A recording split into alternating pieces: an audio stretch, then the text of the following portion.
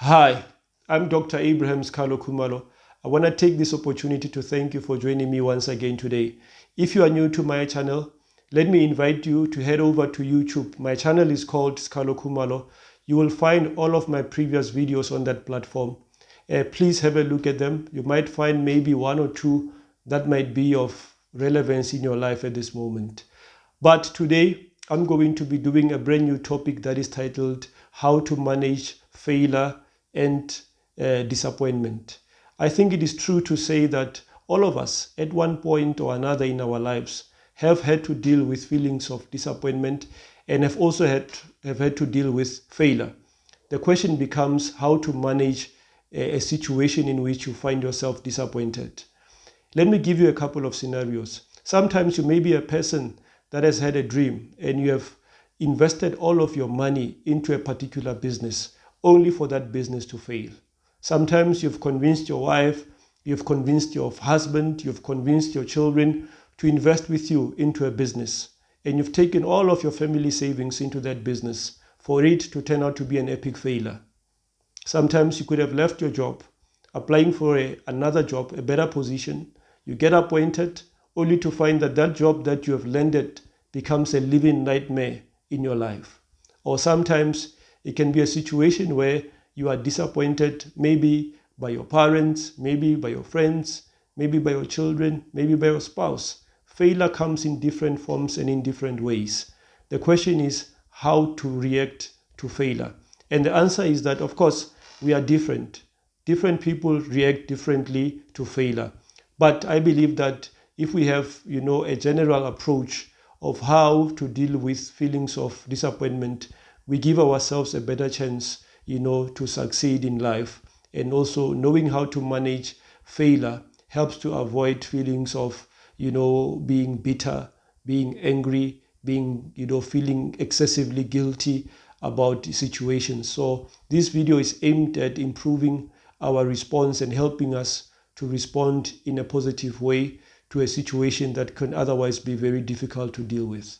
So, any sensible person in life, when you're about to embark on a certain, plan, you want to do your due diligence. Your due diligence means that you have a proper risk assessment strategy.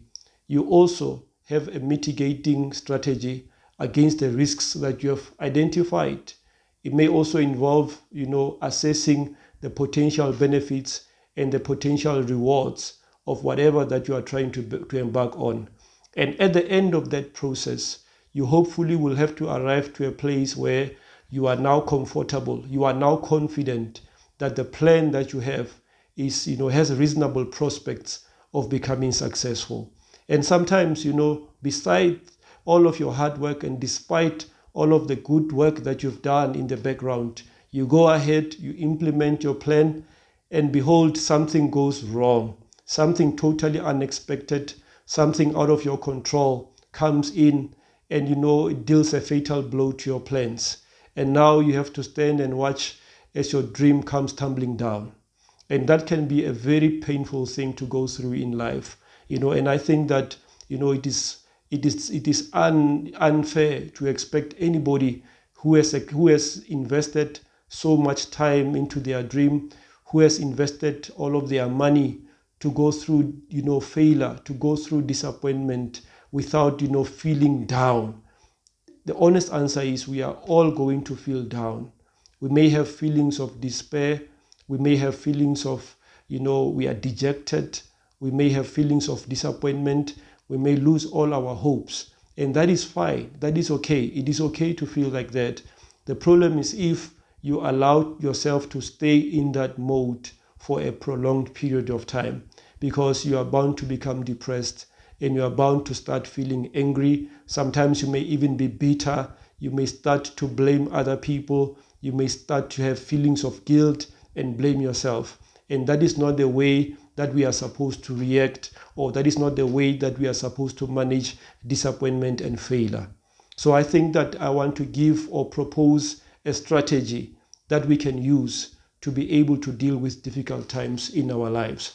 And let me say this to you, that sometimes when you have a plan, leave a little bit of room, leave a little bit of space in your heart for disappointment.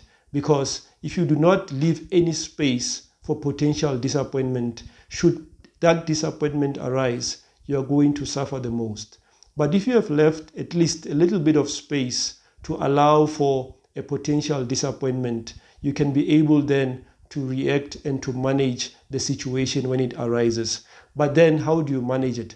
I think what you need to do when you are going through a situation where you have failed, when you're going through a situation when you have been disappointed, you need to take time to go back home, sit down alone, go back on the drawing board, realize where things went wrong, realize, what you can improve. Maybe you can tweak one or two things here and there and give yourself another chance. But, failure sometimes gives you a higher vantage point. It allows you to see things from a higher perspective. When you are on the ground, you can only see so much. But when you are high up, you see the whole picture. You are able to see potential risks. You are able to see things that you could not see before. So failure sometimes gives you that, that ability to see things differently. It makes you stronger and better in that sense. And in a way, you are able to go again and try. And you will see that when you take your defeat, when you take your failure in that light, you may be able to improve your chances of succeeding the next time you try.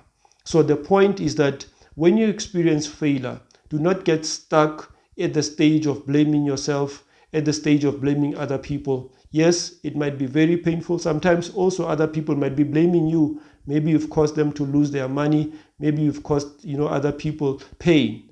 But the point was, you were not trying to do it intentionally. You were trying to do some good. You were trying to, to do something that was going to benefit you and other people as well. But unfortunately, things don't always go the way we want in life.